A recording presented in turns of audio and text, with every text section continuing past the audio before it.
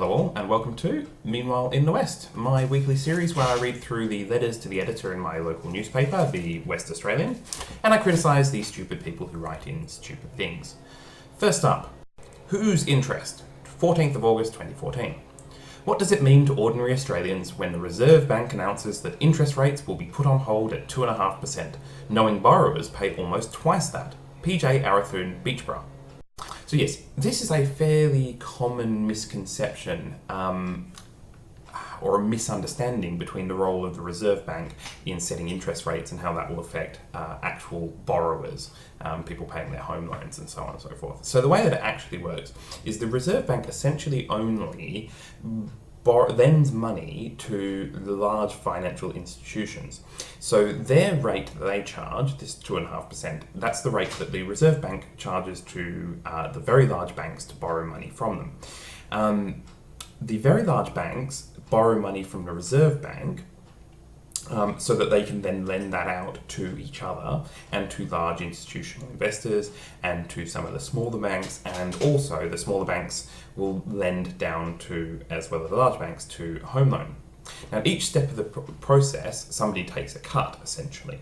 So the rate that the Reserve Bank charges, the 2.5%, to the large banks then add their cut, or enough for them to cover the costs of administering smaller loans, say, to the smaller banks, for example, who then add on their percentage to lend to you. So you, as an individual borrowing from a bank, aren't going to get that 2.5%. This is how most of commerce works. So essentially, you can think of that 2.5% as being a wholesale rate, and you as a consumer, you're going to get the retail rate. Now, that means that 2.5% is not what you're going to end up paying. But it does, like most things, in a competitive market, if you lower the wholesale cost of something, that will lower the retail price. It won't necessarily lower it commensurate. So a 1% reduction, say, in the wholesale rate is not going to end up as necessarily a 1% reduction in the retail rate, but they are linked. And that's pretty much what we've got in our financial sector here. So in our financial sector, it is fairly competitive. Certainly at the level of the retail, it is fairly competitive. There are lots of bank lenders and there are lots of non-bank lenders, which means that there is a push for banks to pass on these cuts. Now, it's not a perfect system, and there is some amount of profit taking in there and anti-competitive behaviour to a small amount, but generally speaking, it's an efficient market. And so that means that, yes, the Reserve Bank keeping rates low at 2.5%, which is historically a very low rate, does put downward pressure, or at least doesn't put any upward pressure on the rates that you are paying. The other thing is that new home loan rate, so me as somebody, say, without a home loan, if I go and look to take out a home loan, I will get the going rate, as it were, or I can get a particularly good introductory rate, maybe. And that is not necessarily identical to the rate that an existing customer has to pay on their home loan. If it's fixed, then theirs is fixed, but if it's variable, they may be at slightly different rates. As long as the market is competitive enough, that is, that existing customers can always threaten to take their loan and go to somewhere else to refinance, these rates will be similar. There won't be huge discrepancies. And so essentially, the Reserve Bank works on the basis of efficient markets. So as long as you have a sufficiently efficient market in finance, the Reserve Bank shifting their lending rates up and down will flow on down to consumers. And that's broadly what we find in here in Australia. And the fact that there is still 2.5% there is a good thing. Some other economies have struggled so badly that the bank rates have dropped to zero. The Reserve Bank is lending at 0% interest. There's literally no interest on it. And what that means is there's no more room for them to go. So they're at the point where if that doesn't work, they really don't have many other options. So it's good that we haven't got that far and that we seem to be quite happily sitting at 2.5%. Next up. Not in our name, 15th of August 2014. Extremists who enlist to fight jihad wars and fight in them as Australian citizens should never be allowed to re-enter this country. They should be stripped of their citizenship and their passports noted that the holder is banned from ever entering Australia again. Yes, we embrace multiculturalism, but to allow such people to call themselves Australian is an insult to our heritage. Valeria Panui, Kalamunda. Okay, so there's the big problem here is this idea that if somebody does something heinous enough, that we should simply revoke their status as an Australian citizen and jettison them into the world. there's two main problems with this that I see. Firstly, that doesn't necessarily stop them from being or as bad as they have been up to that point, or continuing on their heinous actions.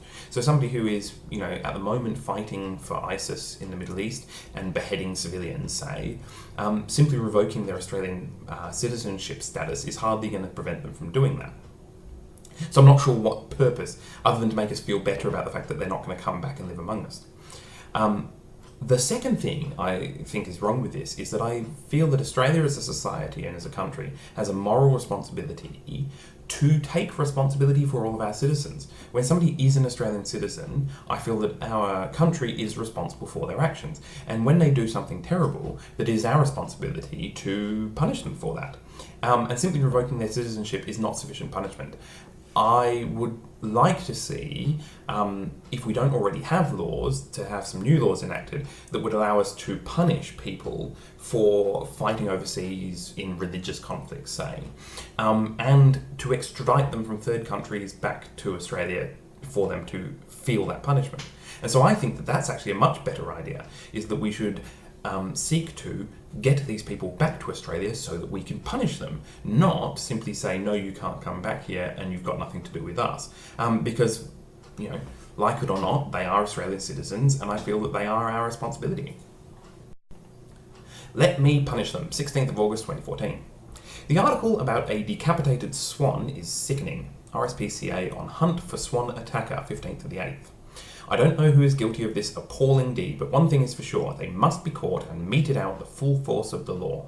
The black swan is our state's emblem. As far as I'm concerned, this attack should be seen and treated as a crime against the state, as well as animal cruelty. I'd be happy to give a flogging with a cat o' nine. Tina Klein, Eden Hill. Yeah. So, essentially, a swan was found decapitated.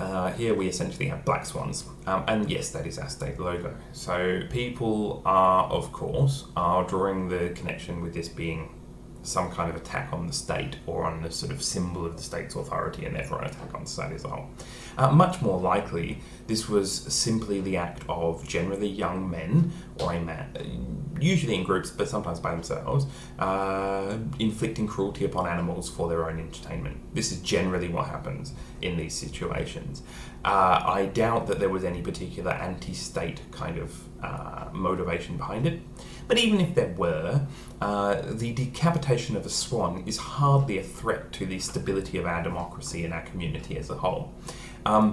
The idea of bringing back inhumane corporal punishment simply for somebody who has done something that is particularly juvenile in its offending nature, to me strikes me as some kind of thing that I don't want to see in our society. I think our society is stronger for the fact that we don't whip people for relatively minor infractions, which, despite the sort of abhorrent cruelty of it, this was a relatively minor infraction. We routinely eat animals, and therefore, whatever the suffering imposed here, it was not orders of magnitude away from the kind of things that we do to animals on a daily basis in this state. And so the idea of flogging a person, to me, is just emotional response to, I don't know, trying to other these people as being somehow wicked and sinful. Secede and keep our own money, 18th of August 2014. Premier Colin Barnett can wail and beat his breast in frustration at the injustice that is inherent in WA's miserly share of revenue from the goods and services tax, but the federal government will still continue to rob WA of its rightful share. Hockey sticks to GST no-go line, inside state 14th of the 8th. And the reason for this abomination is that the federal government's power base is in the eastern states. Premier, your only hope of getting a better deal is to make up a valid case for secession and take it to the United Nations. Other countries have done that and won, and so can WA. Gee Howie Fremantle. So, for those of you who don't live in Western Australia, the state has threatened to secede from the rest of Australia a number of times. It's a perennial thing. I'm pretty sure it dates back all the way to Federation and probably before. Essentially, we want to take our toys and go home. Recently, this is over the idea of the GST. So what happened was, back in the late 90s, a whole raft of state-administered taxes, so that varied across the different states, were voluntarily gotten rid of, and replaced with a single goods and services tax, which was a 10% tax on basically any retail product, essentially. There's some minor variations, but that's pretty much what it is. So businesses don't pay it for business-to-business transactions. It's paid only at the point of sale through a series of rebates and things. Now, as part of that, what the agreement was that the federal government would collect this GST, this huge pool of money, and then would dole it back out to the states. And in return, the states would get rid of all of their a lot of their state-based taxes, so sales tax and things like that. And broadly speaking, this was a good reform. It reduced a lot of bureaucracy. It reduced a lot of state inconsistencies, so that there was a uniform playing field for national companies and for competitiveness. Now, part of that was they set up essentially a relatively independent commission that would, on a yearly basis, review the distribution of these GST funds. So the idea was that the states wouldn't get back the exact amount of money that they collected, because the other thing that was gotten rid of was a whole pile of federal government initiatives where the federal government would collect money from the states essentially, or would their own revenue, and would dole them out to the states on a needs basis, so that certain states that were doing poorly economically would get more money from the federal government, and states that were doing well wouldn't. And so the GST part of the when it was brought in was to get rid of some of these grants, and that grant system whereby the states that are doing poorly would be part of the GST allocation. So the idea was that this semi-independent body would review each of the states on the basis of need and would dole up the GST money on that basis, so that the states that, as I say, economies were underperforming would get assistance, and the states that weren't, who were doing fine and had plenty of other income, wouldn't get as much GST. This was a reasonable thing, and something that all the state premiers at the time agreed to and got through all the state parliaments, etc., etc. What's happened since then is in the last 15 years or so, Western Australia's economy has boomed on the basis of mining. So we've got, suddenly, China's economy went through the roof.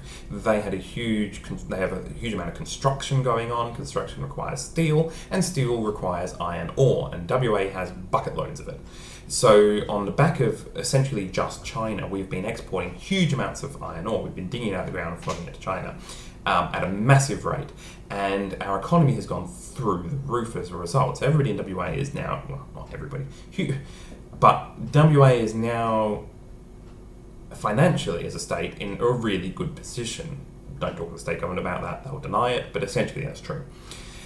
What that's meant is we get very little money from the federal government. Other states like Tasmania, whose economy is not as strong as, well, at least they don't have the same income to their government as WA government, because the way it is at the moment is that any kind of resources in the ground is owned by the states, and so the royalties on those on selling the mines goes directly to the state government. So Tasmania doesn't have a huge amount of mines, they don't have the same income for their state government, therefore their state government is impoverished compared to Western Australia. So they get a much bigger portion of GST funding than we do. Now, the way it's always reported here is in terms of cents in the dollar, which doesn't really make any sense, because the amount of GST going to the federal government is based on expenditure within the community, but the amount of GST, like grant money coming back, is based on need. So there's no automatic connection between it. But by portraying it as a percentage of each other, it makes it look like we're being underfunded. It's now down to about 30 cents in the dollar or so. So for every dollar in GST paid by West Australians, state government gets about 30 cents back, which makes it look like we're totally being ripped off, because, say, Tasmania, I don't know, it's about $1.50 or something. So for every dollar in GST that Tasmanians are paying, they get about $1.50 back from the federal government. On the basis of this, West Australians want to secede. Now, this is, as I say, a long history of secessionism sentiment in Western Australia. The bottom line is that right at this moment, we would probably be fine to secede. The thing that everybody's missed is that 20 years ago, just before the mining boom, WA was not in a good place. For decades and decades, WA has been one of the underperforming states. Until China suddenly had a surge in demand for iron ore, WA has never been in a particularly strong financial position. And so, unless you are arguing that WA somehow is going to be this financially well off forever, Secession doesn't make a whole lot of sense. This is a temporary economic cycle we find ourselves in. When construction demand slows down in China, which it has started to do, WA state royalties will fall as we're starting to see them happen, and we will be better off being part of the Commonwealth of Australia than being out of it. But nothing's quite as enduring as political parochialism. So I guess, when the GST goes back the other way around and we start being a net recipient from the federal government, they'll find out the reasons for wanting us to secede. Name and shame, 19th of August 2014. With regard to the Crime Stoppers page in the West, it is a cause for utmost public concern that we have to endure the seemingly never-ending incidents of nefarious, snide, opportunistic and premeditated activities that include shoplifting and theft and use of stolen credit cards. When apprehended, these miscreants should face the full force of the law, including identification. John Leslie, Meadow Springs. So there's a daily section in the paper called Crime Stoppers, where they publish incidents of unsolved crimes with pictures from surveillance tapes and things like that. And there's usually half a dozen to maybe 10 incidents. And it's daily. And so I guess if you read the newspaper and you've got no grasp for the size of our society, this would look like an epidemic of crime. The thing is, we live in a state with about 2 million people in it. Perth has got about 1.5 million people in it. To have 6 or 10 unsolved crimes a day make it into Crime Stoppers, for things such as, and it is often, shoplifting and theft and use of stolen credit cards. That is, we're not talking particularly serious crimes. We're not talking there is armed robberies in there occasionally, but it's never murders, it's never rapes. Occasionally it's a sexual assault, but very rarely. It is things like shoplifting. I don't find it surprising that there are 10 incidents of shoplifting in a city of 1.5 million people, each day. That to me seems like a paltry amount of crime. But I guess if you don't see the bigger picture, it does look kind of scary. On a side note, I used to quite enjoy it. When I worked in the prison, we used to read through it every day, me and my colleagues, and we'd pick out people that we knew and phone into the police and tell them.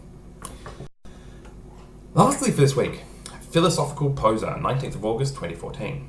When Greg Ross, The Case for a Bill of Rights, Letters 16th to the 8th, says that Australia should not be governed by any religious code or belief system, does that include the concept of secularism itself?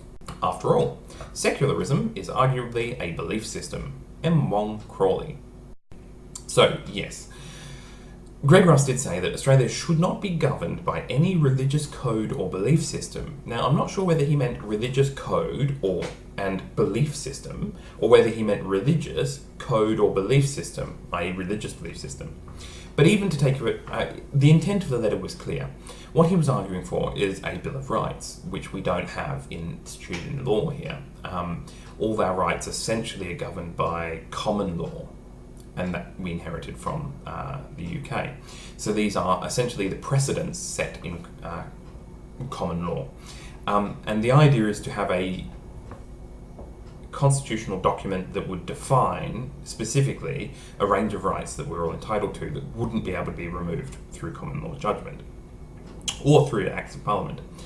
And what he was arguing for is that this Bill of Rights would prevent, because he was talking specifically in the case of Islam, of a hypothetical Islamification of Australian society, this Bill of Rights would prevent a creeping encroachment by religious law that would undermine particular rights that we as Australians value. And the idea was that we would enshrine in that the rights that we as Australians all, as a majority value. And one of those was the idea of secularism, that secular values would be enshrined in our Bill of Rights. Say the freedom to practice your religion, but not to impose it upon other people, something like that. So what he wasn't saying is that we should remove all belief systems from a Bill of Rights. What he was saying is that we should enshrine the dominant, widely held values and belief systems of Australian society into a Bill of Rights so that they couldn't be undermined by stealth or by, a slippery slope of common law judgments. And yes, secularism is a belief system, but not all belief systems are equal. And I don't think anybody, who's given it half a thought would think that we can't reject one belief system, like say radical Islamic Sharia law, and simultaneously accept that there are better belief systems, like say secularism. I think it's basically been demonstrated to most people's satisfaction that secularism is a valuable thing to have if you want a society that is tolerant and, you know, encourages the welfare of all of its citizens. It's a fairly strongly held belief in Australia and most other countries. So yeah, I think you have misrepresented or perhaps misunderstood what the letter writer was arguing for. Anyway, that's it for me for this week. I hope you're all having a good time. I hope you're all doing well. Join me next week when we find out what's happening in the West. See ya.